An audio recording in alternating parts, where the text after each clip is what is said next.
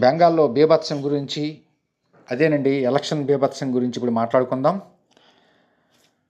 గుంపులో గోవిందయ్యలా నలుగురితో నారాయణ అనే ప్యాటర్న్ ఫాలో అవుతూ హిందువుల్లో ఐక్యత లేదని, వాళ్ళ ఓట్లు ఎలాగైనా సగం మనకే వస్తాయని భ్రమపడి వేరే మతాలు నమ్ముకుంటే ఆ మతాలు గంపగొత్తగా మనకే ఓట్లు వేస్తాయని నమ్మి హిందూ ప్రజలను పట్టించుకున్న పాపాన పోలేదు మమతా బెనర్జీకి.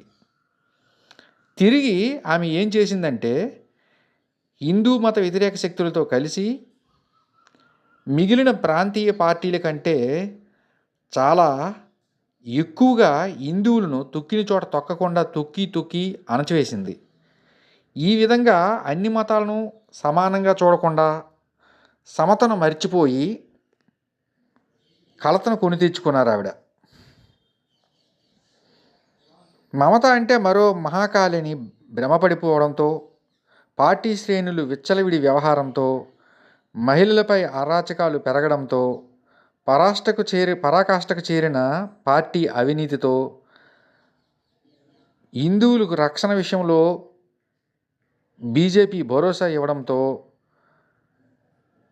సమతకు స్వస్తి పలికి మమతకు కలతను మిగిల్చారు బెంగాల్ ఓటర్లు. Thank you.